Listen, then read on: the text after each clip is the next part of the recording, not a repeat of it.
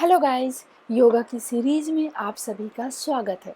और आज के अपने इस वीडियो में हम हार्मोनल इम्बैलेंस में, अगर किसी को हार्मोनल इम्बैलेंस है तो हम योगासन द्वारा कैसे ठीक कर सकते हैं। इस सीरीज़ में हम वही योग के आसन बताने वाले हैं। तो चलिए हम शुरुआत करते हैं। तो सबसे पहला आसन है हमारा सर्वांगासन और हलासन।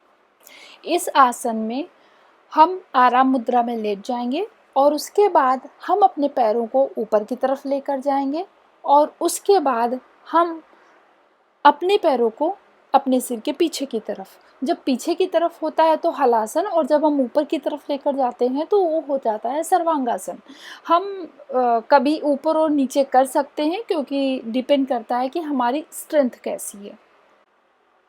याद रखें, जब पैर ऊपर की तरफ हों तो अपने हाथों से अपने बैक को प्रॉपर होल्ड करें, और जब भी पैरों को अपने नीचे लाएं तो आराम से नीचे लाएं, क्योंकि कभी कभी एकदम से पैर नीचे आते हैं तो हमारे बैक पेन होने की भी संभावना हो सकती है। तो इसलिए कभी भी आसन करें तो आराम से करें, ताकि ताकि आपके शरीर को कोई चोट ना पहुंचे।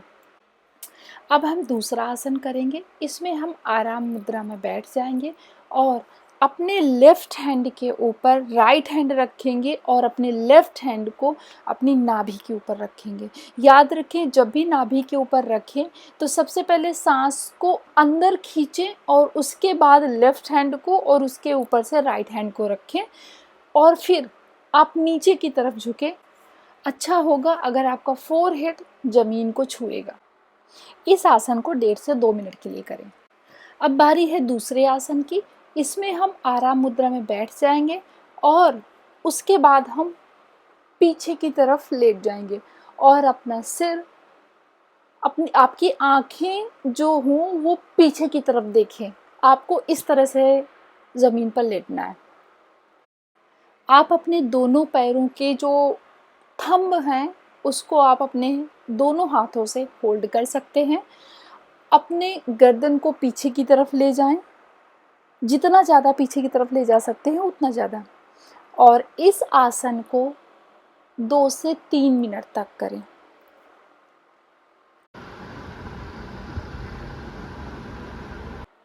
उसके बाद बारी है अब सूर्य नमस्कार की। सूर्य नमस्कार तो आप सभी को आता ही होगा, बहुत ही कॉमन और बहुत ही पावरफुल आसन है ये। तो आप जिस तरह से मैं पोजीशन कर रही, सूर्य नमस्कार एक्चुअली कई तरह से होता है, आप अपने हिसाब से किसी भी तरह से कर सकते हैं। मैं आपको इस तरह से करके दिखा रही हूँ। सूर्य नमस्कार एक ऐसा योगासन होता है जो पूरी फुल बॉडी को कवर करता है। आपकी बैक, आपके लेग्स, आपके हैंड्स, आपकी नेक, आपके स्टमक, एवरीथिंग फुल बॉडी को कवर करता है। आप देखेंगे कि आपकी full body flexible and stretch सब कुछ होती है।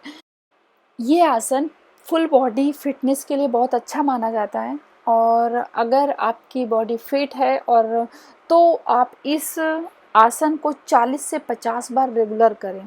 आपको कुछ और करने की ज़रूरत नहीं पड़ेगी। ये इतना अच्छा आसन है बॉडी की फिटनेस के लिए।